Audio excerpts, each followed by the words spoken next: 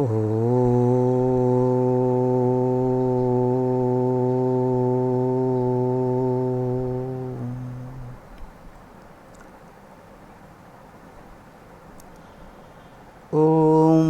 సహనావవతు సహనౌ భునక్తు సహ వీర్యం కరవావహై తేజస్వినావధీతమస్తు మా విద్విషావహై. ఓం శాంతి శాంతి శాంతి. ఓం గురుర్బ్రహ్మా గురుర్విష్ణుః గురుర్దేవో మహేశ్వరః గురురేవ పరం బ్రహ్మ తస్మై శ్రీ గురవే నమః. ఓం సర్వవేదాంత సిద్ధాంత గోచరం తమగోచరం గోవిందం పరమానందం సద్గురుం ప్రణతోస్మ్యహం. వివేక చూడమని రెండవ భాగం, ధ్యానానికి సహాయకారులు అనేటువంటి విషయాన్ని చర్చిస్తూ ఉన్నాం. 254వ శ్లోకం పూర్తి చేశాం.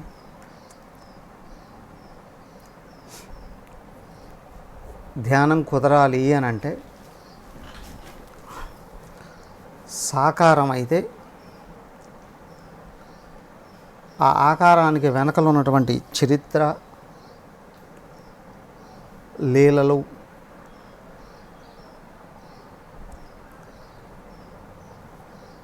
మహత్తు, గుణాలు బాగా అధ్యయనం చేయాలి.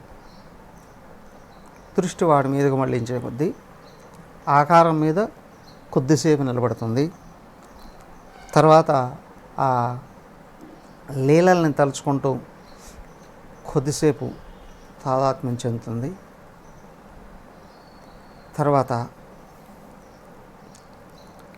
ఆయన చేసిన మహత్ కార్యాలని చూస్తూ చూస్తూ ఇంకో కొద్దిసేపు నిలబడుతుంది. కానీ ఆయనలో ఉన్న ఉదార గుణాలు ఏవైతే ఉన్నాయో అవి అధ్యయనం చేసే కొద్దీ మన లోపల గుణాలు మారాలి. మనలో ఉన్నతమైన గుణాలు పెరిగే కొద్దీ రూపాన్ని తలుసుకుంటే రూపం మీద నిలబడుతుంది, లేదా రూపం కూడా మాయమయ్యి కేవలం తత్వం మీద నిలబడడానికి అవకాశం ఉంటుంది. అది ఎప్పుడు ఆయన బోధించిన తత్వాన్ని అర్థం చేసుకుంటే. సాక్షాత్ పరబ్రహ్మ ఏదైతే ఉందో అదే ఇష్టదైవం, అదే నేను, నువ్వు, అందరూ కూడా ఉన్నారనే విషయం బోధపడే కొద్దీ మనసు కూడా నిశ్చలమైపోతుంది, బుద్ధి నిశ్చల స్థితిని పొందుతుంది, ఆత్మ గోచరం అవుతుంది లోపల నుండి. ఇది రావాలి అనంటే, ఈ చివరి స్థితి రావాలి అనంటే ఏకత్వం బాగా అర్థం కావాలి. ఏకత్వం అర్థమవుతుంది అంటే భేద భావాలు వదిలిపోవాలి.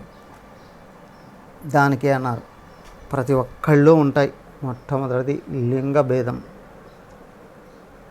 తర్వాత గోత్రీకులండి కుటుంబం,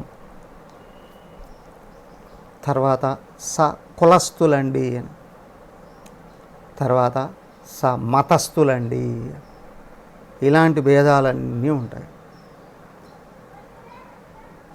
అలాగే తర్వాత విలువలతో తాదాత్మ్యం కూడా, మేమంతా మంచివాళ్ళము, వాళ్ళంతా మంచివాళ్ళు కాని వాళ్ళు అనేటువంటి భావం కూడా, దాన్ని కూడా దాటాలి.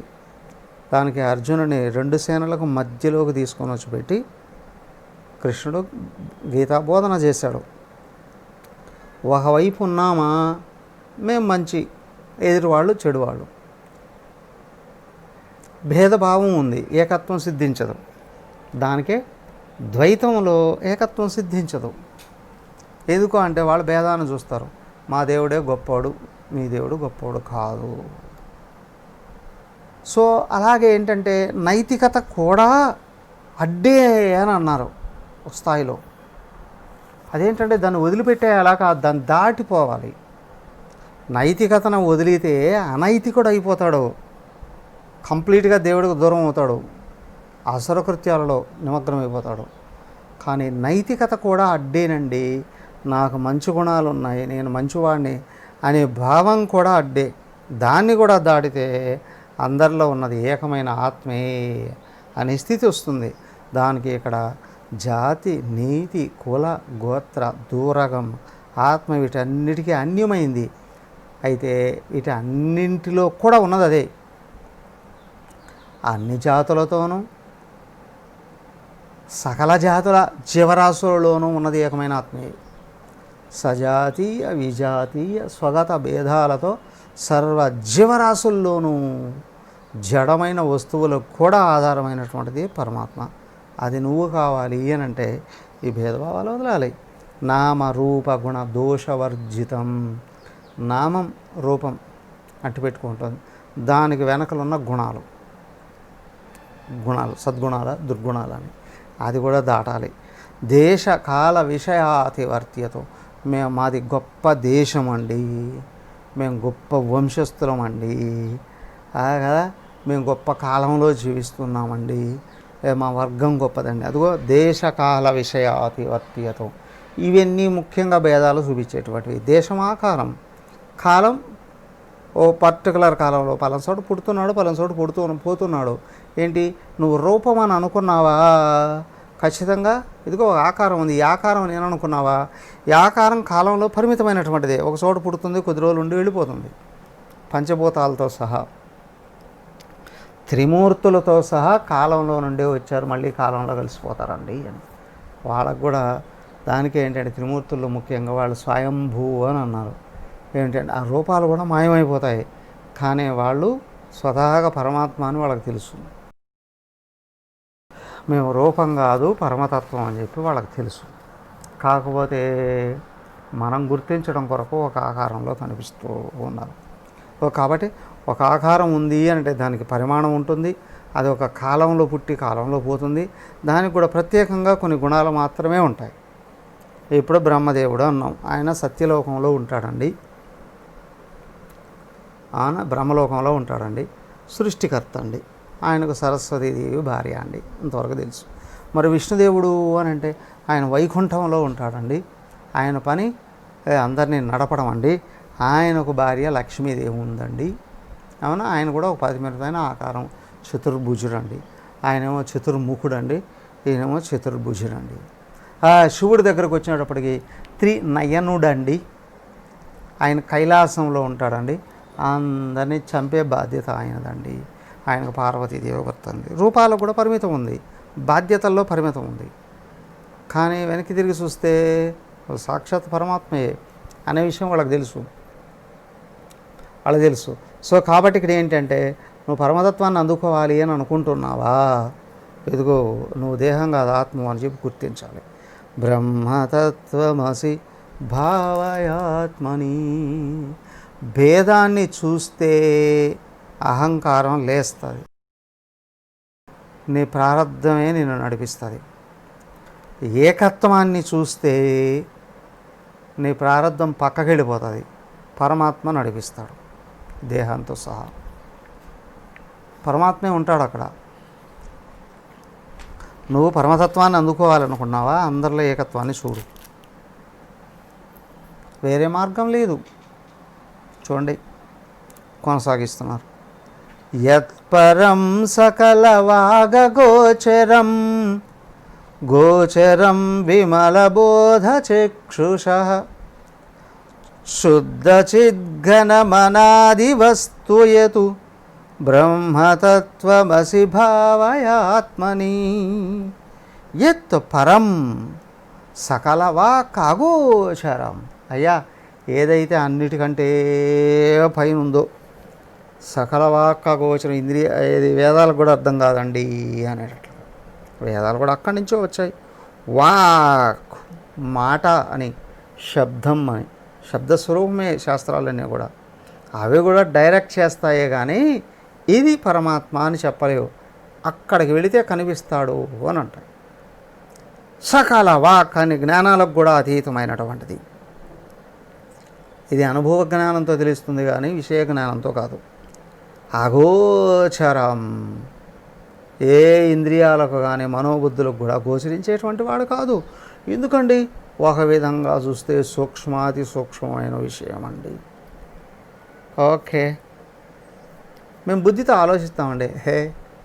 బుద్ధి కూడా వెనకలో ఉన్నాడు ఆయన వచ్చి బుద్ధి మీద కూర్చుంటే దాన్ని స్విచ్ ఆన్ చేస్తే ఇప్పుడు బుద్ధి ఆలోచించడం మొదలుపెడుతుంది. మనసు మీద కూర్చొని దాన్ని స్విచ్ ఆన్ చేస్తే పరుగులో కోతిలాగా రోగం అంతా పరిగెత్తుకుంటూ వెళ్ళిపోతుంది మనసు. కంటి మీద కూర్చుంటే మినికి రెప్పలో అలాగా స్టార్ట్ చేసి ఎదురుగా ఏముందా చూడడానికి ప్రయత్నం చేస్తుంది. ఆయన అట్ట వెళితే ఇవన్నీ పడుకుంటాయి, ఇవేమీ పనిచేయవు. కాబట్టి వాటికి డ్రైవర్ ఆయన వాటి మీద కూర్చొని వాటి నడుపుతూ ఉన్నాడు. అవి వెనక్కి తిరిగితే ఆగిపోతాయి, లేదా ఆయన ముందుకు వస్తే ఇవి పనిచేయి. స్వ ఇంద్రియాలకు గోచరంగా అగోచరం. మరి ఎలా తెలియాలండి? గోచరం విమల బోధ చక్షుష. విమల బోధ చక్షుష, శుద్ధమైనటువంటి బుద్ధికి మాత్రమే అర్థమయ్యేటువంటి వాడు. ఇక దేనికి అర్థం కాడు. విమల బోధ చక్షుష, నీ అంతఃకరణ పూర్తిగా శుద్ధం కావాలి. ఒకటి, దైవమే కావాలి అని మనసులో ఉండాలి. 2, ఉన్నది దైవమే అని బుద్ధికి తెలియాలి. బుద్ధి సూక్ష్మంగా విచారణ చేస్తూ ఉన్నది ఒకటే, వేరే ఏమీ లేదు అని తెలుసుకోవాలి. అప్పుడు మనసు నాకు అదే కావాలి అని దాని వెంటబడాలి. ఇప్పుడు 2 కలిస్తే ఆగిపోతుంది. ఇది విమల బోధ చక్షు. పరమాత్మ కంటే అన్యాన్ని కోరుకుంటున్నావు అంటే అన్యం ఉన్నదనే భావన ఉంటేనేగా. దానికి ఏమన్నారు? మొట్టమొదటి వివేక వైరాగ్యాలు పెరగాలండి అన్న. వివేక వైరాగ్యాలు పెరగాలి. ఎలా వస్తాయి వివేక వైరాగ్యాలు? వివేకం అంటే ఏంటి? పరమాత్మ ఒక్కడే సత్యం అండి, మిగతాదంతా కూడా మిథ్య అండి తెలుసుకోవాలి. ఉన్నట్లు కనిపిస్తున్నాయి కానీ వేరుగా నిజం కాదండి కదా ఫస్ట్ తెలియాలి. దాని తర్వాత వైరాగ్యం అంటే ఏంటి? నిజంగా ఉన్న ఆయన కావాలి కానీ నిజం కానటువంటి ప్రపంచం నాకు అవసరం లేదండి. నిజంగాని పరమాత్మ నాకు అవసరం లేదండి. నిజంగా ఉన్నది కావాలా, లేనిది కావాలా? కోరుకుంటే నాకు ఉన్నదే కోరుకుంటారు కానీ అండి, లేనిది ఎట్లా కోరుకుంటానండి? లేనిది కోరుకోలేనుగా. నాకు పరమాత్మ కావాలి, వేరుగా ఏమీ అవసరం లేదు. ఎందుకని ఉన్నది అదే కదా. సో కాబట్టి ఇప్పుడు నీకు వివేకం పనిచేస్తున్నది అని అంటే పరమాత్మ ఒక్కడే ఉన్నాడు అని స్పష్టంగా తెలియాలి. సో కాబట్టి గోచరం విమల బోధ చక్షుష. నీకు ఎప్పుడు గోచరం అవుతుంది అని అంటే సూక్ష్మమైనటువంటి బుద్ధి ఎక్కడైతే ఉందో అప్పుడు అర్థమవుతుంది. దానికి ఏంటంటే విషయ ఆసక్తితో పరుగులు తీసేటువంటి మనస్సుకి, రాగద్వేషాలతో పరుగులు తీసేటువంటి మనస్సుకి ఆత్మగోచరం కాదు. ఇవి 2 ఎగిరిపోతే ఎదుటివాడు నాకు చెడు చేస్తూ ఉన్నప్పటికీ కూడా నేను వాడికి మంచి చేయాలి అని కానీ అనుకోగలిగేటట్లయితే మనశుద్ధం అవుతుంది. అది ఎట్లా అండి? ఎదుటివాడు చెడు చేసినా నువ్వు మంచి చేయాలని అనుకుంటావు? అయ్యా, మంచి చెడులకు ఫలాలు ఇచ్చేవాడు ఆయన కదా. కానీ మంచి చేయాలని ఎందుకు అనుకుంటావు? నేను ఆయనకు నచ్చినట్టు వ్యవహరిద్దామని అనుకుంటున్నాను. చివరిగా ఆయన చెప్తే చూడండి, పాండవులు వాళ్ళంతటా వాళ్ళు వెళ్ళి కౌరవులను కొట్టడానికి ప్రయత్నం చేయలేదు. చివరి కృష్ణుడు వచ్చాడు, నేను నడిపిస్తాను రండి అని అన్నప్పుడు ఆయన కొట్టించాడు. మొత్తం అందరిని వరుసగా పడుకోబెట్టాడు, అడ్రస్ లేకుండా పోయేటట్లు. సో కాబట్టి ఏంటి అని అంటే ఇక్కడ భగవంతుడే కావాలి అనుకున్నప్పుడు ఎవరి మీద ద్వేషం రాకూడదు. రెండోది, భగవంతుడు నిన్ను ఎన్నుకుంటే నీ చేత నడిపిస్తాడు, అది వేరు. సో కాబట్టి ఇక్కడ ఏంటి అని అంటే బుద్ధిలో భేదభావం ఉంది అంటే ఎక్కడ ఏ వ్యక్తులు చూసినప్పుడు కూడా అందరూ పరమాత్మయే అని కావాలి. కానీ మరి పదే పదే ఆటంకాలు కలిగిస్తూ ఉంటే ఏంటండి, అక్కడ ఉన్నవాడు కూడా పరమాత్మయే కానీ వాడి గుణాలు మంచివి కావండి. కాబట్టి గుణాలను ఎదుర్కొంటున్నాను అనేది గుర్తు రావాలి. గుణాల నుండి వచ్చిందే శరీరం, గుణాల నుండి వచ్చినటివే మనోబుద్ధులు. సో కాబట్టి ఏంటి అంటే, నేను వ్యక్తిని ఎదుర్కొంటాను అని అంటే ఆత్మను విభజించినట్టే. కానీ అక్కడ కూడా ఉన్నది ఆత్మీయే అని అనుకున్నప్పుడు ఏకత్వ భావం వస్తుంది. అప్పుడు వాడు కూడా బాగుపడాలనే కోరిక వస్తుంది. ఆ కోరికతో నువ్వు ఎదిరించినా తిట్టినా ఎదిరించినప్పటికీ కూడా ఏమవుతుందంటే వాడు భయపడేటువంటి అవకాశాలు ఉంటాయి. సో నిన్ను దేవుడు గెలిపించేటువంటి అవకాశాలు ఉంటాయి. ఎందుకు? ఏకత్వం వైపు మళ్ళించడానికి. కాబట్టి ఏంటి అని అంటే దృష్టిలో ఏకత్వమే ఉండాలి. కానీ వ్యవహారంలో ధర్మాలు అని అన్నారు, 7 ధర్మాలను ఆచరించి తీరాలండి అని కదా. అయితే ఈ ధర్మాల విషయంలోకి వచ్చేటప్పటికి ఉపాధులకు వ్యవహారాలలో వైరుధ్యాలు రావచ్చు, కానీ దృష్టిలో మాత్రం ఒక్కడే ఉన్నాడనే విషయం ఎప్పుడూ మార్పు రాకూడదు. రావణాసురుడు రాముడిని శత్రువుగా భావించాడు, కానీ రాముడు భావించలేదు. కాబట్టి రావణాసురుల్లో ఉన్న గొప్ప లక్షణాలను కూడా ఆయన గుర్తించాడు. వీడెవరు మహానుభావుడు ఉన్నట్టున్నాడే, 1000 సూర్యుళ్ళు వెలిగిపోతున్నాడే అన్నాడు. రావణాసురుడిని చూస్తూనే ఫస్ట్ శత్రువులో కూడా మంచిని చూస్తాడు, చెప్తాడు, హెచ్చరిక చేస్తాడు, ఈ మంచిని పట్టుకొని నువ్వు పైకి ఎక్కుతావు అని. కానీ శత్రువుగా చూడడం. అందుకే విమల బోధ చక్షుష, నువ్వు ధ్యానంతో ఆత్మను అందుకోవాలి అని అనుకునేటట్లయితే నువ్వు ధ్యానానికి కూర్చున్నప్పుడు నాకు వీడు శత్రువు అనే భావం రాకూడదు. అక్కడ కూడా పరమాత్మ ఉన్నాడు కదా. అక్కడ చెప్పాడు కదా ముందు ఆయన ఏంటి, అనన్యాశ్చింతయంతో మాం ఏ జనా పర్యుపాసతే తేషాం నిత్యాభియుక్తానాం యోగక్షేమం వహామ్యహం. నీవు నన్నే లక్ష్యంగా పెట్టుకుని నా కొరకే ప్రయత్నం చేస్తూ సంపూర్ణంగా దృష్టి నా వైపుకు తీసుకున్నప్పుడు నీకు అడ్డును తొలగిస్తాను, అవకాశాలు కలిగిస్తాను, రక్షణ చేస్తాను, అవసరమైంది ఇస్తాను అని అన్నాడు. ఆ నమ్మకం ఉండాలి. శుద్ధ చిద్ఘనం అనాది వస్తుయతు, శుద్ధ చిత్ ఘనం, శుద్ధం చిద్ఘనం. శుద్ధం అశుద్ధం అంటే రెండోది కలిసింది అని, శుద్ధం అంటే ఒక్కటే ఉంది. చిద్ఘనం ఏమిటయా ఒకటి? జ్ఞాన మూర్తీభవించిన జ్ఞానం అండి. నీటి గడ్డ అండి. నీటి గడ్డ ఎట్లా ఉంటుంది? అదే కదా ఐస్ గడ్డ అంటే. ఐస్ గడ్డ అంటే ఏంటి? నీటి గడ్డేగా. నీటి గడ్డ కడితే ఐస్ అయింది. అలాగే జ్ఞానం గడ్డ కడితే చిద్ఘనం అండి. ఆత్మ ఒక్కటే ఘనీభవించింది, అనాది వస్తే. దానికంటే ముందు ఇంకో ఇది లేదు, దాన్ని పుట్టించినటువంటిది అంటే ఏమీ లేదు. అలాంటిది ఏదైతే ఉందో అదే నేను అని గుర్తుంచుకో. ఇంద్రియాలకు గోచరించేది ఆత్మ కాదు. మరి ఆత్మ నీ మనసు శుద్ధంగా ఉంటే వెనకల ఉన్నది గుర్తించబడుతుంది. ఎలా గుర్తించబడుతుంది? అది నీవే అయి గుర్తించబడుతుంది. నేనే ఆత్మనయ్యానండి అందరికీ చెప్తే ఏదో కరిగిపోయింది. గడ్డ కరిగిపోతే నీళ్ళు అయిపోతుంది కదా. నీకు ధ్యానంలో నిలబడాలి అంటే గడగట్టాలండి అంటే రెండోది కనిపించకూడదు, స్థిరంగా నిలబడాలి. అప్పుడండి ఆత్మ.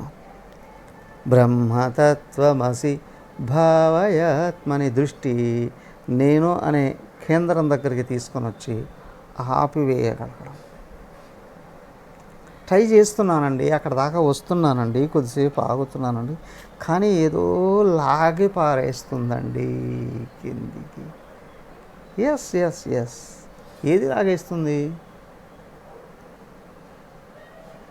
వాళ్ళెవరో మాకు కష్టాలు కలిగించారు, వీళ్ళెవరో ఇబ్బందులు పెడుతున్నారండి, వాళ్ళెవరి వలన బాధలు కలుగుతున్నాయండి. అది రకరకాల కారణాలు చెప్పిన ఇవన్నీ బయట ఉన్నాయి. కానీ ఆత్మ నుండి దృష్టిని లాగేసేది ఏంటి అంటే లోపల ఉన్నటివే. వాటిని షడూర్ములండి అని అన్నారు. షట్ ఊర్ములు, 6 రకాల బాధలు, కష్టాలు. ఏమిటవయ్యా అవి? చూడండి. షడ్భిరూర్మిభిరయోగి యోగి హృతు భావితం న కరణైర్విభావితం బుద్ధ్యవేద్యమనవద్యమస్తి యతు బ్రహ్మతత్వమసి భావయాత్మని. షడ్భిః ఊర్మిభిః అయోగి యోగి హృతు. అయో షడూర్ములు అనేటువంటివి ఉన్నాయి. ఇవి యోగి హృదయంలోకి దూరి వెనక్కి లాగి పారేస్తూ ఉంటాయి. అవునా? అవి ధ్యానంలో నిలబడనివ్వవు.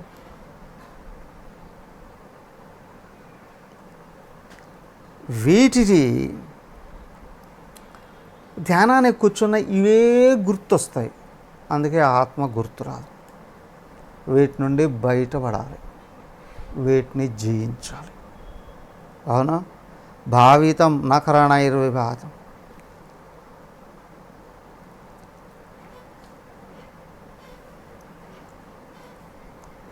షడూర్ములు ఉన్నాయి అంటే అయోగి, యోగంలో నిలబడలేవు. ఇవి పోతే యోగి హృత్ భావితం, యోగికి హృదయంలోనే ఆత్మ భావించబడుతుంది. నా కరణైర్ విభావితం, అయ్యా ఇంద్రియాల చేత మాత్రం భావించబడేది కాదు. నేనండి దేవుణ్ణి అట్టాగా పట్టుకొని నిలబెట్టుకొని ఇట్లాగే జపం చేస్తానండి, రోజు సహస్రనామం చేసేస్తానండి, లోపల నుంచి ఆయన కద్దలు నీకుండా నువ్వు పట్టుకునేది కాదు, నీ మనసులో కనిపించేది కాదు, మనసులో కనిపించేది కాదు. ఇక్కడ ఏంటి అంటే ఓకే నీకు రూపం స్వరంగా కనిపిస్తుంది, సాకార సగుణమే, దాన్ని కూడా దాటాలి. నీకు ఏది కనిపించినటువంటిది యోగి హృత్ భావితం. షడూర్ములు ఉంటే రూపాలు కనిపిస్తాయి, షడూర్ముల్ని దాటితే కేవలంగా మిగులుతుంది. షడూర్ములు ఉన్నప్పుడు ఇంద్రియాల చేత భావించబడచ్చు, ఇవి దాటితే ఇంద్రియాల చేత భావించబడేది కాదు, ఇంద్రియాలను కూడా పక్కకు దోసేయడం జరుగుతుంది. బుద్ధ్యవేద్యం అనవద్యమస్తి యతు. బుద్ధ్యవేద్యం, బుద్ధి చేత తెలుసుకోబడుతుంది. బుద్ధి అంటే బుద్ధి కూడా విజ్ఞానమయ కోశమే కదా, దాంతో కాదు. విజ్ఞానమయ కోశం ఏం చేస్తుంది? బుద్ధి జ్ఞానేంద్రియాలను పట్టుకొని ప్రపంచంలో విషయాలను తెలుసుకుంటూ దాన్ని లోపల గుర్తుపెట్టుకొని దాన్ని మళ్ళీ బయటకు తీసుకొని ఆలోచించుకొని వ్యవహారాలు చేసుకుంటూ ఉంటుంది. బుద్ధి అవేద్యం, ఈ బుద్ధితో తెలియబడేది కాదు. బుద్ధి వేద్యం, అయ్యా బుద్ధితో తెలియచోట బుద్ధితో ఎప్పుడు తెలియబడుతుంది అంటే బుద్ధి శుద్ధమైపోతే అది ఆగిపోతుంది, నేనుగా గుర్తించబడుతుంది. అనవద్యం, బుద్ధితో గుర్తించబడేది దోష సహితమైనదే, అంటే గుణాలతో కూడిన నామరూపాలతో కూడి ఉన్నటువంటిది. అనవద్యం, విషయ స్వరూపం కాదు ఇది. అస్థియతు, లోపల ఉంది ఉంది ఉంది ఉంది ఉంది అని భావంతో ఏదైతే మిగిలి ఉందో బ్రహ్మ, అదే పరమాత్మ. తత్వమసి, అదే నువ్వైనావు. భావయాత్మని, లోపల భావించు. ఇంతకీ ఏమిటివయ్యా ఈ షడూర్ములు అని అంటే షడూర్ములు ఏవో కాదండి. క్షుత్ పిపాసే శోకమోహౌ జరామృత్యు ఊర్మివతు తరంగవతు ఉపరి ఉపరి సంభవతీతి ఏదే షడూర్మి ఇది కథ్యంతే. ఏమిటయ్యా ఏంటి ఇవి? క్షుత్ పిపాస, ఆకలి దప్పులు. శోకమోహం, శోకం దుఃఖం, మోహం కోరిక. జరా మృత్యు, జర ముసల్తనం, మృత్యు మరణం. ఇవి 6 ఊర్ములండి, అశాంతిని కలిగించేటువంటివండి అన్నారు.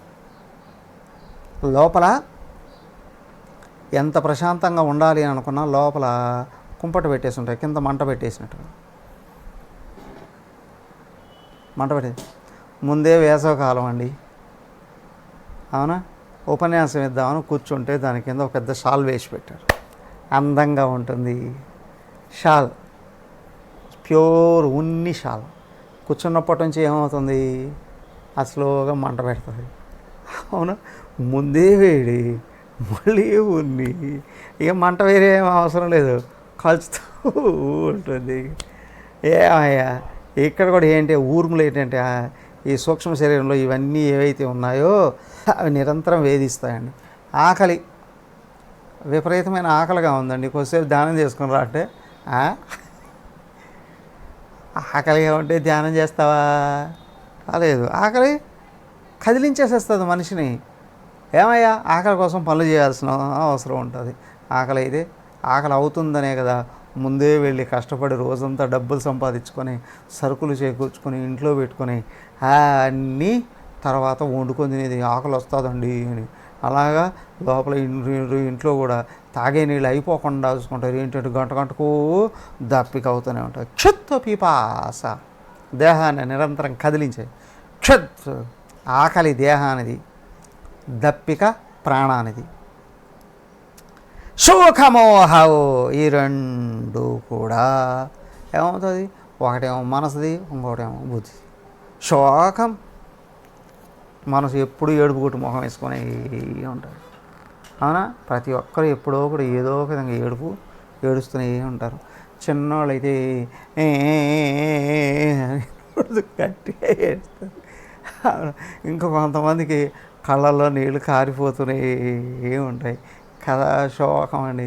ఇంకా కొంతమందికి చుట్టుపక్కల వాళ్ళు బాగుపడుతున్నారే, వీళ్ళు బాగుపడిపోతున్నారే, వాళ్ళు చల్లగా ఉన్నారే, వీళ్ళు స్థిమితంగా ఉన్నారే, నేను భరించలేకపోతున్నానండి. అవునా కదా? ఇంకొంతమందికి వాళ్ళంతా ముందుకెళ్తున్నారు, నేను ముందుకు వెళ్ళలేకపోతున్నాను. నాట్ బ్యాడ్ థింగ్, నేను కూడా వెళ్ళాలి అనుకోవడం. కానీ ఇక్కడ ఏంటంటే వాళ్ళంతా ముందుకెళ్ళిపోతున్నారు, నాకంటే ముందుకు ఎట్లా వెళ్తారు చూద్దాం, కాళ్ళు బట్టి ఎన్నికి లాగేద్దాం. శోకం ఇవన్నీ ఎక్కడి నుంచి పుడుతున్నాయ్యా? మోహం. అంతేకాదు నాకు కావాల్సినవి లేవే. మోహం బుద్ధిలో పుట్టిన అజ్ఞానం. తామస్సు ప్రవేశించిందా బుద్ధి నిద్రపోతుంది, ఇక మనసు విజృంభిస్తుంది. ఏమిటండి దీన్ని మోహం. జ్ఞానం పోతే దేహభావం కలిగి ప్రపంచం మీద పడడం మోహం. చివరిగా ఇదిగో ఈ దేహం ఏమవుతుంది? జ్వరం, ముసలితనం వస్తుందండి. ఎప్పుడు అనుకుంటారు నేను అప్పటిలాగా లేకపోతున్నానండి. అప్పటిలాగా ఇప్పుడు ఎట్టుంటావయ్యా? ఈ దేహానికి టైం అయిపోతుంది కదా, అవునా కదా? ఏదో వస్తువు తీసుకొచ్చి పెట్టుకున్నారండి, దాని రోజు చూసుకుంటుంటే ఎక్స్పైరీ డేట్ దగ్గర పడుతూ ఉంటుందా లేదా? ఎక్స్పైరీ డేట్ దగ్గర పడే కొద్ది ఏం చేస్తారు? తొందరగా ఉపయోగించేసేయండి. అవునా? దీని టైం అయిపోతుంది ఉపయోగించాలి, లేకపోతే తర్వాత పనికిరాదండి. ఎక్స్పైర్డ్ అంటే ఇంక పనికిరాదండి కదా. అలాగే ఏంటంటే దీనికి కూడా ఎక్స్పైరీ డేట్ ముందే ఇచ్చేశాడు, దాన్నే మరణం అన్నారు. మరణం దగ్గరికి తీసుకుని వెళ్ళే దారేది? ముసలితనం గుర్తు చేస్తుంది. ఏంటంటే ముసలితనం వస్తుంది కానీ అండి దీన్ని కవర్ చేసుకున్నాం. ముసలితనం వస్తే మొట్టమొదటి తెలిసేది ఏంటి? ఏం తెలుస్తుంది? వెంట్రుకలు తెల్లబడుతూ ఉంటాయండి. ఏమందండి ఎక్కడ పడితే అక్కడ కుప్పలుగా రంగులు దొరుకుతున్నాయి కదా అండి, కవర్ చేసేసేవాళ్ళి. అవునా? దానికంటే ముందే తెలిసేది ఏంటి? ఇక సోడా బుడ్డీలు వస్తాం. అవునా? కళ్ళు కనిపించట్లేదండి, పైనుంచి బుడ్డీలు దొరుకుతామండి, స్వేట్స్ వేస్తున్నామండి. ఆ తర్వాత ఇంకొకటి చూపిస్తాడు ఆయన, ఏంటంటే పళ్ళు ఉడగొడుతూ ఉంటాడు. కానీ ఆయన ఒక పక్క నుంచి ఊడగడుతూ ఉంటే ఇంకొక పక్క నుంచి కట్టుకుంటూ పోతూ కదా. కానీ మరి ముసలితనం ఎట్ట తెలుస్తుంది? ముసలితనాన్ని కనిపించలేకుండా చేస్తున్నాం, ఎక్కడ ఇతరులకు కనిపించలేకుండా చేస్తున్నాం అంతే.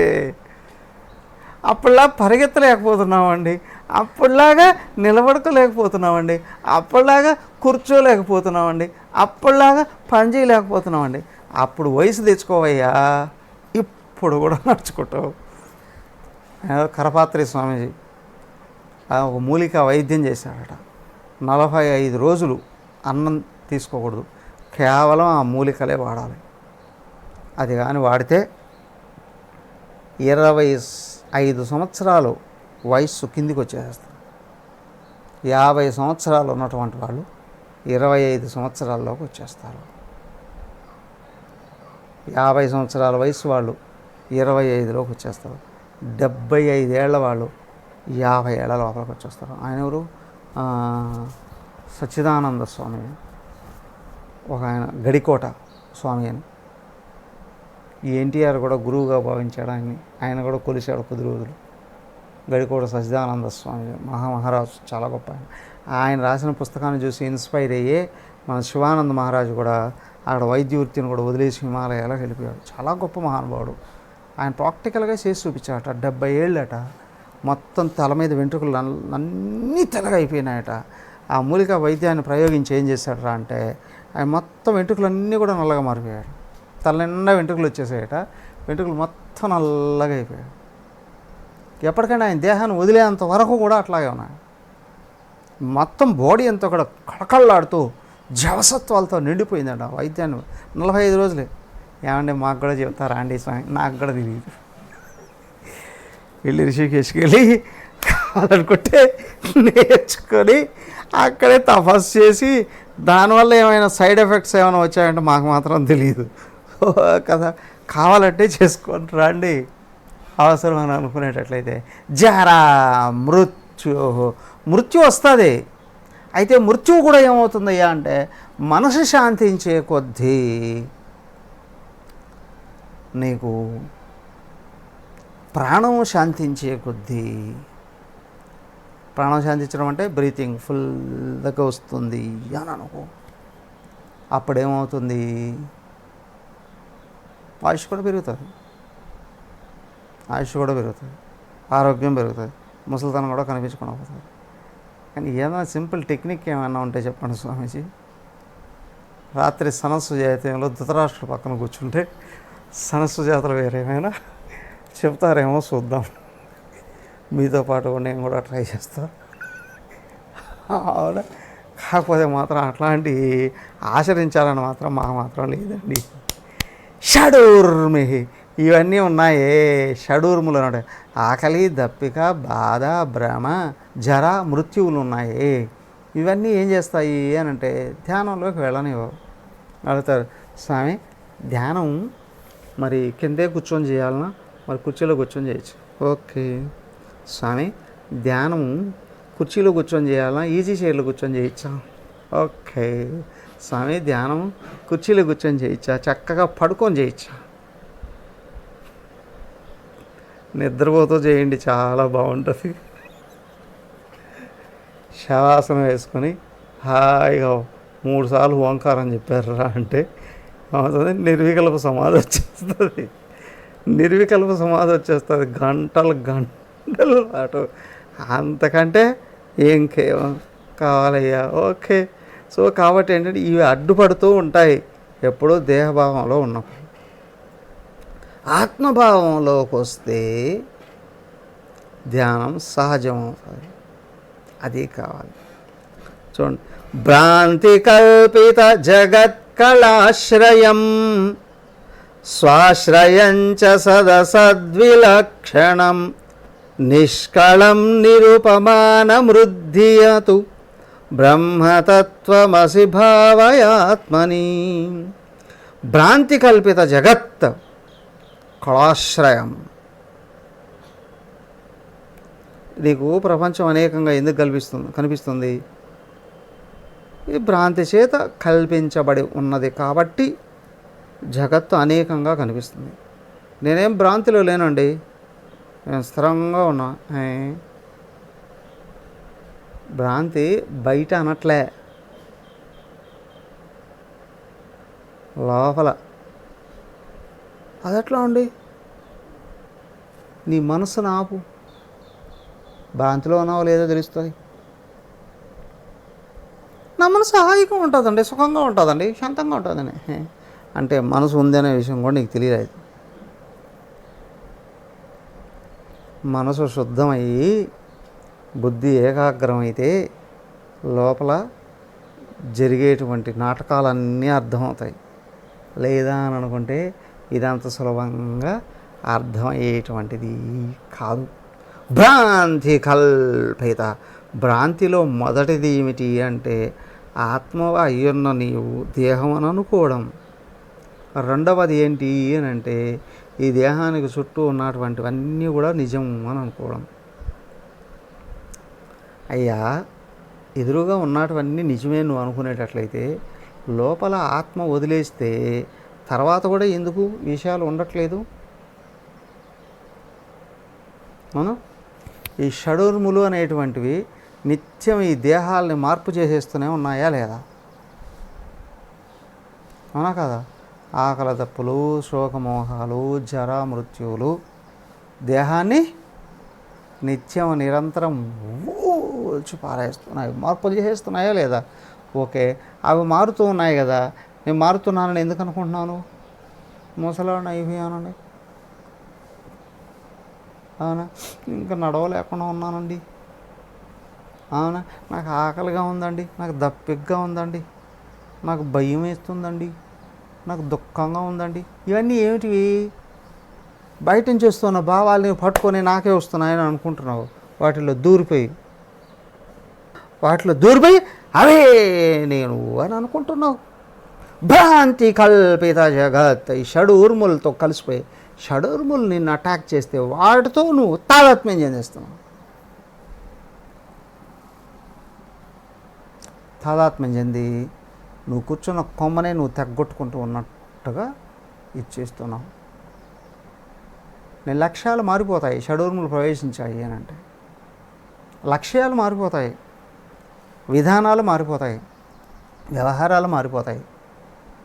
ఏంటి అవుతుంది అంటే షడూర్ములు దూరాయంటే నేను దేవుడి నుంచి వెనక్కి మళ్ళించేసి ప్రపంచమే నిజం అనిపించేటట్టు చేస్తాయి. ప్రపంచంలోనే ఏదైనా సాధించాలి అనిపించట్లు.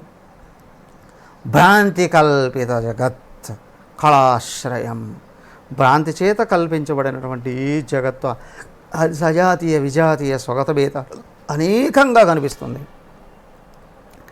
కానీ నీ నిజస్వరూపం వెనకుంది. స్వ ఆశ్రయం, ఆత్మ దేని చేత కల్పించబడదు. సో భ్రాంతి చేత కల్పించబడినటువంటిది జగత్తు. దాంట్లో అనేక రకాలైనటువంటి భేదాలు ఉన్నాయి. దానికి లోను కాకూడదు. స్వాశ్రయం, నేను నువ్వు ఆశ్రయించగలగాలి, ఆత్మను ఆశ్రయించగలగాలి. ఆత్మను ఆశ్రయించినప్పుడు సత్ అసత్ విలక్షణం ఇది గుర్తించగలగాలి. అవునండి, నేను నా మీద ఆధారపడి ఉన్నానండి. అహంకారి కూడా అట్టే అంటాడు, అజ్ఞానం కూడా ఇట్టే అంటాడు. అదే నేను నెమ్మదిని కదా, నా మీద ఆధారపడి, నేను ఎవరి మీద ఆధారపడలేదు. మా కుటుంబానికి అందరికి కూడా నేనే ఆధారం. నేను 2 కుటుంబాలకు ఆధారం, 3 కుటుంబాలకు ఆధారం. హే, సత్ అసత్ విలక్షణం స్వాశ్రయం. నువ్వు దేని మీద ఆధారపడాలి అంటే సత్ పైకి కనిపించేటువంటిది సత్, దేహాదులు. అసత్ సూక్ష్మ రూపాలు ఉన్నాయి, మనోబుద్ధులు. నీ కళల మీద కూడా కాదు, నీ గుణాల మీద కూడా కాదు, నీ టాలెంట్స్ మీద కూడా కాదు, నీ సంపదల మీద కూడా కాదు, నీ అధికారాల మీద కాదు. ఇవన్నీ కూడా జగత్తులో భాగమే. కారణ శరీరం వరకు జగత్తులో భాగమే. నువ్వు దీంట్లో ఏది ఆశ్రయించినా నీకు అనేకం కనిపిస్తూనే ఉంటుంది. కానీ వీటికి అతీతమైంది ఉంది ఆత్మ. దాన్ని ఆశ్రయించావంటే అందరికీ ఇదొక్కటే ఆశ్రయం అని చెప్పి తెలుస్తుంది. దాన్ని నువ్వు ఆశ్రయించగలగాలి. సదా సర్వదా ఆత్మ ఆశ్రయంగానే ఉండాలి. నిష్కళం, అక్కడ ఇక భేదాలు ఉండవు, అనేకం ఉండదు. అవునా? 2 చేతుల్లో ఒక చేయి వీక్గా ఉందనుకోండి, 2 చేతులు పని ఒక చేత్తో చేసుకోవాల్సిన అవసరం వస్తుందండి. ఎందుకు? ఇది వీక్గా ఉందండి. అవునా? అంటే 2 చేతులు ఉన్నాయి అనే భావం కలుగుతూ ఉంది కదా. కానీ ఇక్కడ ఏంటి అంటే ఉన్నది ఒకటే. అక్కడ చేతులు లేవు, కాళ్ళు లేవు, తలకాయలు లేవు, అసలు ఏమీ లేవు. ఏకమైన దేవుని నిష్కళం. విభాగాలు కనిపించకూడదు. ఎలా అండి? కళ్ళు మూసుకుంటే లోపల కూడా సూక్ష్మ శరీరం రకరకాల ప్రపంచ విన్యాసాన్ని చూపిస్తుందిగా, దాని మీద కూడా ఆశ్రయం కాకూడదు. అవునా? సో కాబట్టి మనోబుద్ధుల మీద కూడా ఆధారపడకూడదు. కాబట్టి సో అక్కడికి వెళ్ళేటప్పటికి కళలలో కూడా రకరకాలుగా అనేకత్వం కనిపిస్తూనే ఉంది కదా. నిష్కళం, అనేకమే లేనటువంటిది, కళలు అంటే విభాగాలు లేనటువంటిది, అవయవాలు లేనటువంటిది. నిరూపమానమృద్ధియతు, దాని లాంటిది ఇంకొకటి లేదండి బ్రహ్మాండంలో. నువ్వు నీ నిజస్వరూపాన్ని ఆశ్రయిస్తే ఇదే అన్నిటికీ ఆధారమైంది. అన్నీ అనేది బయట కనిపించినప్పుడేనండి లోపలికి ఇదొక్కటే ఉంది. అనేకం అనేది లేనే లేదు. దీనిలాంటిది ఇంకొకటి కూడా ఉండడానికి అవకాశం లేదు. అలాంటి పరబ్రహ్మం నువ్వై ఉన్నావు. బ్రహ్మతత్వమసి భావయాత్మని జన్మవృద్ధి పరిణత్యపక్షయ వ్యాధినాశన విహీనమవ్యయం విశ్వసృష్ట్యవవిఘాత కారణం బ్రహ్మతత్వమసి భావయాత్మని. జన్మ వృద్ధి పరిణతి అపక్షయ. దేహానికి ఇవన్నీ ఉన్నాయి. పుడుతుంది, మార్పులు చెందుతుంది, అవునా, వృద్ధి అవుతుంది, మార్పులు చెందుతుంది. అపక్షయ చివరికి వచ్చేటప్పటికి ఏమవుతుందయ్యా, ఇది వ్యాధి నాశనం విహీనం. ఇవన్నీ దేహానికి ఉన్నాయి. పుట్టడం, పెరగడం, మార్పులు చెందడం, కృషించడం, నశించడం వరకు ఇవన్నీ ఉన్నాయి. దానికి జన్మ, వృద్ధి, పరిణతి, అపక్షయ, వ్యాధి, నాశనం. ఆత్మకి ఏమీ లేవు. విహీనం, అవ్యయం, ఇవన్నీ లేనటువంటిది. విశ్వసృష్టి అవివిఘాత కారణం. ఎదుగో కనిపించేటువంటి ప్రపంచకంతటికి కూడా విశ్వ సృష్టి అవవిఘాత కారణం. పుట్టుక అను సృష్టి అంటున్నాం. కనిపిస్తూ ఉన్నటువంటి సృష్టి అంతా కూడా పుట్టింది, కనిపించింది, నడుస్తూ ఉంది. దీన్ని కూడా నడిపిస్తూ ఉన్నారండి అని అంటున్నాం కదా. ప్రపంచమంతా సృష్టి అయింది, నడుస్తూ ఉంది. ఓకే, ఈ సృష్టి కనిపిస్తూ ఉన్నటువంటి ప్రపంచం అంతా కూడా దేని చేత సృష్టించబడింది, దేని చేత నడపబడుతూ ఉంది అని బయట చూస్తే బ్రహ్మదేవుడు అండి, విష్ణుదేవుడు అండి, ఆయనండి, ఈయనండి అని అంటున్నావు కదా. కానీ దేహంలో ఆత్మ దూరితే జననం అనేది జరుగుతుంది. దేహంలో ఆత్మ ఉన్నంత వరకే నువ్వు ఉండడం అనేది జరుగుతుంది. దేహం నుండి ఆత్మ వెనక్కి వస్తే చచ్చిపోయాడండి అంటున్నాం. మరణం అనేది జరుగుతుంది. ఆత్మ ప్రవేశిస్తేనే సృష్టి, ఆత్మ ఉంటేనే స్థితి. ఆత్మ ఉపసంహరిస్తే మరణము అంటున్నాం. అయ్యా, ఆత్మకి ఇవేవి లేవు. మరి ఆత్మ ఎవరి వలన పుడుతుందండి? ఆత్మ ఎవరి వలన నడిపించబడుతుందండి? ఆత్మ ఎవరి చేత మరణించబడుతుంది? ఈ మూడు లేవు అక్కడ, అవునా? అది ఉంది కాబట్టి ఇక్కడ ఇవన్నీ జరుగుతూ ఉన్నాయి. ఆత్మకు ఈ మూడు లేవు.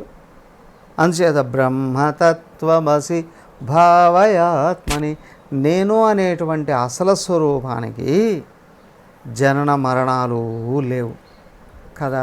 దేహానికి ఉన్నటువంటి 6 రకాల అవస్థలు ఆత్మకు లేవు. జనన మరణాలు అస్సలే లేవు. అన్నిటికీ అతీతమైన నేను అంటూ ఉన్నది ఏదైతే ఉందో ఇది సాక్షాత్ పరబ్రహ్మయే. అదే నీవై ఉన్నావు.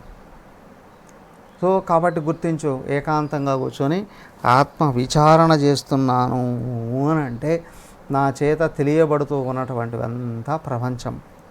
ఎక్కడి నుండి? స్థూల శరీరం నుండి కారణ శరీరం వరకు సమష్టిగా చూస్తే సర్వలోకాదులు కూడా. మరి నేను వీటికన్నిటికీ అతీతమైనటువంటి వాడు. అస్తభేదమనపాస్థలక్షణం నిస్తరంగ జలరాశి నిశ్చలం నిత్యముక్తమవిభక్తమూర్తియతు బ్రహ్మతత్వమసి భావయాత్మని. అస్తభేద భేదం అనవాస్థలక్షణం. అస్తభేదం, భేదాలు ఏమీ లేవు అక్కడ. సరేనయ్యా, నువ్వు నిద్ర మెలకువల్లో భేదాలు చూస్తున్నావు, కానీ గాఢ నిద్రలోకి వెళ్ళినప్పుడు ఏమవుతున్నాయి భేదాలు? అక్కడ అంతఃకరణ లేదు కాబట్టి భేదాలే తెలియట్లేదు. మరి భేదాలు ఎక్కడి నుంచి వచ్చినట్టు? అంతఃకరణ నుండే వచ్చాయి, అంతఃకరణ వల్లనే వచ్చాయి. అవునా? గాఢ నిద్రలోకి వెళ్ళిన తర్వాత నువ్వు ఉన్నావా లేదా? నేను లేకపోతే ఈ దేహాన్ని తీసుకుని ఈశ్వరు పారేస్తారు బయట కాదు, శ్మశానంలో కనిపించినవి చేసేస్తారు. అవునా కదా? నేనున్నానని తెలుసు అందరికీ, అందుకే మళ్ళీ లేస్తాడు లేండి తెల్లారిన తర్వాత అంట. మరి ఆ కనిపించకుండా వెళ్ళినప్పుడు ఎక్కడ ఉన్నావు? నువ్వు ఉన్నావు లేదా? ఉన్నా. ఎలా ఉన్నావు? అస్తభేద, భేదాలన్నీ అస్తమించాయి, అక్కడ ఏమీ లేవు. ఆనాపాస్థలక్షణం. ఏమయ్యా ఇదిగో అదే నువ్వు మేల్కో అంటేటప్పుడు ఈ భేద భావాలని తొలగించేయి. ఏమిటి అంటే నువ్వు దేహం అనుకొని భేదాలు తొలగిద్దామని అనుకుంటే ఎప్పటికీ కుదరదు. నువ్వు ఆత్మను గుర్తిస్తే భేదాలు వాటంతటా అవి వెళ్ళిపోతాయి. నిస్తరంగ జలరాశి నిశ్చలం. గాలి వచ్చిందనుకోండి, అలాగా నీళ్ళు కదులుతూ ఉంటాయి అలల రూపంలో. గాలి శాంతించిందనుకోండి, నీళ్ళు నిశ్చలంగా ఉంటాయి సముద్రంలో కూడా. అలాగే ఏమవుతుంది, ఈ మనసు అనే గాలి, అంతఃకరణనే గాలి వీస్తూ ఉందనుకోండి, అనేక రకాలుగా కదులుతూ ఉంటుంది మనసు. రకరకాల నామ రూప భేదాలన్నీ కనిపిస్తూ ఉంటాయి. ఈ మనసు అనే గాలి కానీ శాంతించిందనుకోండి, కేవలంగా కనిపిస్తావు. సో మనసును ఆపవయ్యా, మనసును ఆపవయ్యా, మనసును ఆపవయ్యా. నేను కూడా అదే అనుకుంటున్నానండి, అది ఆగట్లేదండి. వివేక వైరాగ్యాలు వస్తే ఆగుతుంది, అన్యంగా ఆగదు. నిత్యముక్తమ విభక్తమూర్తియతు. ఇదిగో నువ్వు ఎప్పుడూ సచ్చిదానంద స్వరూపుడివే, సదా ముక్త స్వరూపుడివే. మళ్ళీ ముక్తి కోసం వేరే ఏం చేయాల్సిన అవసరం లేదు. మరి మీరంతా బోధించేది ఏంటండి? మేము ముక్తి కోసం బోధించట్లేదు, ఈ పాడు మనసుని ఎట్లాగా లేకుండా చేసుకోవాలా అని బోధిస్తున్నాం, ట్రైనింగ్ ఇస్తాం. అయిందా? ఈ మనసు ఉందే అంతఃకరణ, దీన్ని పట్టుకొని రోజు అదేది ఏరియల్లోనూ లేదా ఇంకొక పౌడర్కి వచ్చి నానబెట్టి, ఆ తర్వాత బ్రష్ పెట్టి గీకి గీకి గీకి గీకి నాలుగేసి దబేలు దబేలు దబేలు దబేలు వాయించి, ఆ తర్వాత దాన్ని బట్టి నీళ్ళలో దాన్ని తీసుకెళ్ళిపోయి అలాగా బయట దండం మీద వేసి అలా ఆరబెట్టండి అయ్యా. ఆరబెట్టి ఏం చేయాలి? తీసుకెళ్ళి ఆరేయండి. ఏదో పారవేయడానికి ఇంత పని ఎందుకండి? అవునా? ఆ విధంగా చేస్తే కానీ దాన్ని పారేసే అవకాశాలు లేవు, లేకపోతే వదిలిపెడుతుంది, నిన్ను ఉతికి ఆరేస్తుంది. అవునా? మలినమైన మనసును వదిలిపెడదాము అనుకుంటే ఏం చేస్తా తెలుసా? పిచ్చోళ్ళుగా మార్చేస్తుంది. అది మనసును శుద్ధి చేయకుండా ఆపడానికి ప్రయత్నం చేస్తే మనసు విజృంభించి నిన్ను తీసుకెళ్ళిపోయి పిచ్చాసుపత్రిలో పడేస్తుంది. కాబట్టి మనసును బాగా శుద్ధి చేసి దాని కొరకేనండి కర్మ, భక్తి, జ్ఞానాలు అనేటువంటివి ఉన్నాయి. హిందూ మతంలో చెప్పబడిన సర్వ విధాలైనటువంటి సత్కార్యాలు కలిపితే కర్మయోగమే. అన్ని రకాలైనటువంటి ఆరాధనలు భక్తి యోగం. కానీ ఈ భక్తికి జ్ఞానం తోడైతేనే దేవుడా నువ్వు కావాలి అని అడుగుతాం. అవునా కదా? నేను ఆయన ఎవరో మాట్లాడుతున్నారు, ఈ దేశంలో నాకంటే పెద్ద భక్తుడు ఉన్నాడా అండి? నేను భయంకరమైన యజ్ఞాలన్నీ కూడా ఆచరించాను. ఓ ముఖ్యమంత్రి గారు చెప్తున్నారు, నేను భయంకరమైన యజ్ఞాలన్నీ ఆచరించాను. భయంకరమైన యజ్ఞాలా? భయంకరమైన యజ్ఞాలు అంటే ఏమని? రాక్షసులు చేసే యజ్ఞాలను భయంకరమైన యజ్ఞాలు. నాకంటే భక్తుడు ఎవరు ఉన్నారు? ఇదే అహంకారం అని అన్నారు. అవునా? దేహాత్మ బలిసిపోతే వస్తాయి. అది కాదండి. మరి ఆయన దగ్గరికి వెళ్ళి ఏం అడగాలి? ఓ దేవుడా, సర్వశాస్త్రాలు చెప్తున్నాయి నువ్వు అక్కడవే ఉన్నావు అని, నువ్వు తప్ప వేరే ఏమీ లేదు అని. సృష్టికర్తవు నువ్వేనట, స్థితికర్తవు నువ్వేనట, లయకర్తవు నువ్వేనట. మరి నువ్వు ఒక్కొక్క యుగంలో ఒక్కొక్క అవతారం ఎత్తి మహారాక్షసులందరినీ కూడా చంపావట. కాబట్టి నాది ఇంత చిన్న మనసయ్యా, ఈ పాపిష్టిదాన్ని తీసేయలేవా దేవుడా? నా మీద నీకు కరుణ లేదా? నా మీద జాలి లేదా? చెప్పు, నువ్వు చెప్పినట్టు నడుచుకుంటా. నాకు నువ్వు కావాలయ్యా. ఈ మనసుని తీసి పారేస్తే నీలో కలిసిపోతా. నువ్వు ఆర్తిగా కానీ అడగగలిగితే ఏం చేస్తాడు ఆయన? తొలగించేసేస్తాడు. కొంచెం తొలగించి ఆ తర్వాత నువ్వు తొలగించుకోమంటాడు. అదట మధ్యలో వదిలేస్తేనే కదండి చచ్చిపోతాము అని. మరి ఏంటి అంటే సగం తొలగింది అంటే తెలుస్తుంది అని, దేహం కాదు ఆత్మ అని. ఈ భావాన్ని నిలబెట్టుకొని మిగతాది కడిగేసుకోవాలి. భిన్నత్వాన్ని కడిగేసుకోవాలి. నిత్యముక్తం అవిభక్తమూర్తి. అది నువ్వు నిజానికి ఎప్పుడూ ముక్తుడివే, నువ్వు అక్కడే ఉన్నావు. అదేంటండి, నాకు వాళ్ళందరూ కనిపిస్తున్నారుగా. ఎవరు వాళ్ళు? వాళ్ళ పేరు చెప్పడం నాకు ఇష్టం లేదులే. అవునా? వాళ్ళ పేరు చెప్పడం నాకు ఇష్టం లేదు. ఆహా, నీ దృష్టిలో వాళ్ళందరూ శత్రువులు, అందుకే నువ్వు ఇట్టున్నావు.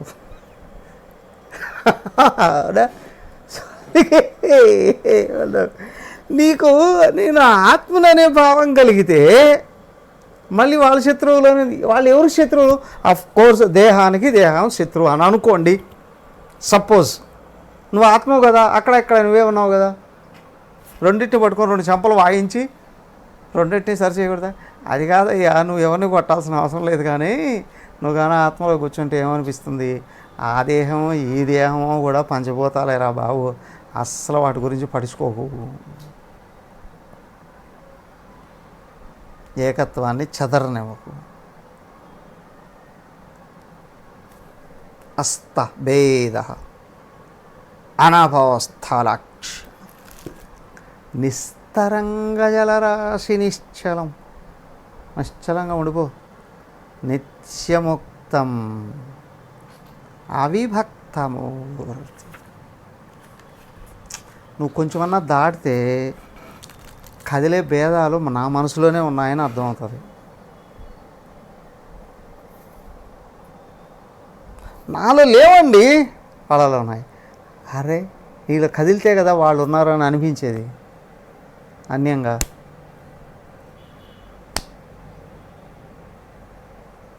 వీళ్ళు తాటు కదలకపోతే వాళ్ళు ఉన్నారని ఎట్లా అనిపిస్తుంది? మొదట ఈ దేహం ఉంది, ఈ దేహం నేను అనుకున్నప్పుడు ఈ దేహానికి అన్యంగా వాళ్ళు ఉన్నారనిపిస్తుంది. నువ్వు ఆత్మగా నిలబడ్డప్పుడు ఈ దేహమే కనిపించదు, వాళ్ళు ఎక్కడ కనిపిస్తారు? సో నువ్వుగా ఆగిపో. ఏకమేవ సదనేక కారణం కారణాంతర నిరాస కారణం కార్యకారణ విలక్షణం స్వయం బ్రహ్మతత్వమసి భావయాత్మని. ఏకమేవ అనేక కారణం, నీకు కనిపించే అనేకానికి కారణం ఇది ఒకటే, అంటే మూలం ఇది ఒకటే. కారణాంతర నిరాస కారణం ఒకటి ఉందా ముందు? కారణాంతర నిరాస కారణం. ఏమయ్యా, నీ లోపల కారణాలను తొలగించేసుకుంటే అదొక్కటే మిగులుతుంది. కారణాంతర, నిన్ను నువ్వు చూడగలిగితే ఇదిగో ఇక్కడ కనిపిస్తూ ఉన్నటువంటి అన్నిటికీ కారణమైన కారణ శరీరం వట్టి మిథ్య అని తెలుస్తుంది. కార్యకారణ విలక్షణం స్వయం, కార్యకారణాలు రెండూ మిథ్యయే. మాయ కారణంగా పంచభూతాలు పంచతన్మాత్రలు వచ్చాయి, పంచతన్మాత్రల కారణంగా పంచభూతాలు వచ్చాయి. వీటన్నిటి కారణంగా కదా, పంచతన్మాత్రల కారణంగా సూక్ష్మ శరీరం వచ్చింది, పంచభూతాల కారణంగా స్థూల శరీరం వచ్చింది. స్థూల శరీర కారణంగా కర్మలు జరుగుతున్నాయి, కర్మల కారణంగా మళ్ళీ మాయ తయారవుతుంది, మాయ బతుకుతుంది కదా. లోపల కనెక్షన్ తీసేయి. రైలు వేగంగా వెళుతుందండి, ఇంజన్కో బాక్సులకో ఉన్న కనెక్షన్ తీసి పారేస్తే బాక్సులన్నీ ఇక్కడ ఆగిపోతాయి, ఇంజన్ బొయ్యని వెళ్ళిపోతాయి. అవి తీయాలంటే నువ్వు ఇంజన్లో కూర్చోవాలి, అవునా కదా? బాక్స్లో కూర్చొని తీసేస్తే నీ బాక్స్ అని ఇక్కడికి పోతుంది. అవునా? ఈ దేహం అనే భావంతో ఏం చేసినా ఇంకా బంధిస్తూనే ఉంటుంది. నేను ఆత్మను అని అనుకో, అంటే నేను ఇంజన్, మరి ఇంజన్లో కొంచెం అటు వెనక్కి తిరిగి లింక్ తీసాడు పారేసావు బాక్సులు అన్నీ బళీ ఇరిక్కిపోతాయి, ఇంజన్ తుర్రు అని ముందుకెళ్ళిపోతుంది. సో నేను ఇంజను అని అనుకుంటే బాక్సులు ఇప్పేయచ్చు. కారణ శరీరం ఒక బాక్సు కదా, సూక్ష్మ శరీరం ఒక బాక్సు, స్థూల శరీరం ఒక బాక్సు. లేదులేండి, ఇంకా చిన్న చిన్న 2 ఉన్నాయి. ఏంటి పంచకోశాలండి. 5 బాక్సులు వేసుకు వెళ్తుందండి ఈ బండి, 5 బాక్సులు వేసుకు వెళ్తుంది. అయ్యా అట్లాగా తగిలించుకుంటూ చాలా చాలా చాలా ఉంటాయి. కానీ నువ్వేం చేస్తావు, ఇంజన్లో కూర్చో, లింకులు ఓడిపేసి నేను ఆత్మను అనుకో, చచ్చిన ఈ భావన వదలనండి అన్నప్పుడు చావే లేదని తెలుస్తుంది. అర్థమైందా? సో అలాగే ఏకత్వంలో కూర్చోగలిగితే నిరంతరం ధ్యానమే, ఉన్నది ఏకమే అని అనుకోవడమే ధ్యానంలో పరాకాష్ట. దానిలో ఎంతసేపు నిలబడుతున్నావురా అంటే అంతసేపు ఉత్తమోత్తమైన ధ్యానంలో ఉంటున్నావు. తదాస్తు, అలాగే ఉండండి. హరి ఓం. ఓం సర్వే భవంతు సుఖినః, సర్వే సంతు నిరామయాః, సర్వే భద్రాణి పశ్యంతు, మా కశ్చిద్ దుఃఖభాగ్ భవేత్. ఓం శాంతి శాంతి శాంతి. హరి ఓం. శ్రీ గురుభ్యో నమః. హరి ఓం.